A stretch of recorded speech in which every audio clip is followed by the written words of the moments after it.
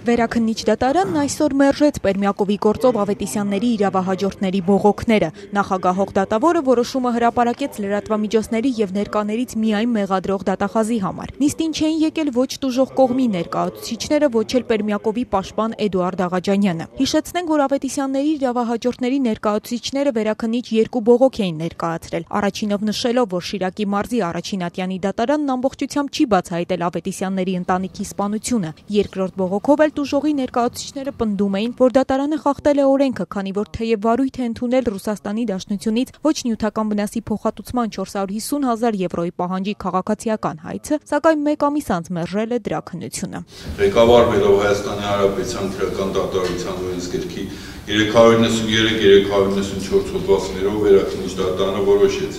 Շիրակի մարզի ընդհանրության դատարանի 2016 թվականի օգոստոսի 23-ի դատավճիռ քրեական գործոս մեղադրանքի Վալերի Պավելի Պերմյակովի հաղորդել ամփոփող տուժողի իրավահաջորդի ներկայացուցիչներ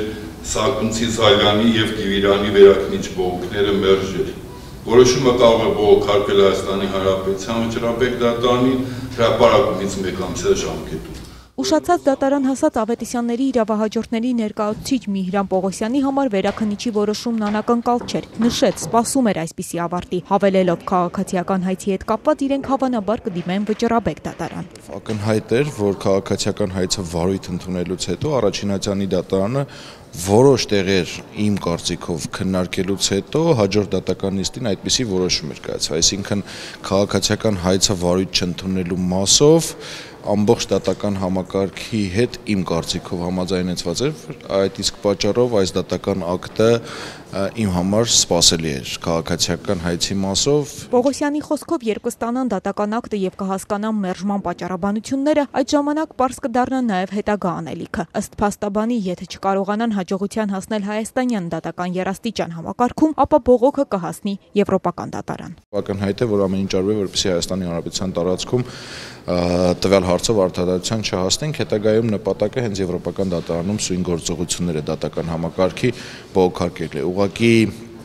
վատը նա է, որ եթե առաջին ատյանի դատարանում սույն գործով որպես քաղաքացիական պատասխանող հանդես էր գալու միայն Ռուսաստանի Դաշնությունը, այս պարագայում, երբ որ Հայաստանի Հանրապետության դատարանները հրաժարվում են այս հարցով վարույթ ընդունել եւ գործողություն դատական ակտ կայացնել, ապա եվրոպական դատարանում Ռուսաստանի Դաշնության հետ մեկտեղ Հայաստանի Հանրապետությունը որպես Ավետիսյանների ընտանիքի իրավունքների խախտում թույլ տվող պետություն համարվելու։ Վերաքննիչի որոշումը վճռաբեկում կբողոքարկեն նաև Արտուր Սաքունցն ու Արայիկ Զայլյանը։ Վերջինս Ազատության հետ զրույցում նշեց, որ Ավետիսյանների հարազատների համար այդպես էլ չբացահայտված մնացին սպանության մանրամասները։ Զայլյանը շեշտում է, դեռ նախաքննության փուլում անտեսվել են մի շարք կարևոր փաստարկներ, որոնք կարող էին բացահայտել սպանության դրդապատճառները։ Այն հարցադրումները, որոնք որ մեզ մտահոգում են, որևիցե քննություն այդ հարցադրումների ուղղությամբ չկատարվեց եւ բազմաթիվ հարցեր եւ հանգամանքներ այդ գործի շրջանակներում անհայտ մնացին դժոխ կողմի համար։ Այսինքն Պերմյակովը գործել է մենակ, թե չի գործել մենակ։ Զայլյանը հավելեց, որ չեն հարցաքննվել նաև կարևոր վկաներ, անտեսվել է Վալերի Պերմյակովի սոցցանցերում կատարած նամակագրությունն ու բանկային հաշիվներին փոխանցումները։ Կարևորագույններից մեկը նա է, որ ինքը իր քրոջը գրում է, որ ստուգիր իմ բանկային հաշիվը, թե փոխանցում կատարվել է, թե չի կատարվել, իսկ տվյալ ուղղությամբ, թե փոխանցում առհասարակ հետագայում կատարվեց, չկատարվեց, իր փոխանցման մասին էր խոսքը, իսկ գումարի մասին էր խոսքը, որից քննություն չկատարվեց դրա ուղղությամբ։ Արայիկ Զայլյանը չցանկացավ մեկնաբանել նաև այն հանգամանքը, թե ինչու Ավետիսյանների իրավահաջորդների մյուս ներկայացուցիչները համակարծիք չեն իր եւ Սաքունցի հետ եւ գտնում են, որ սպանությունն ամբողջությամբ բացահայտված է։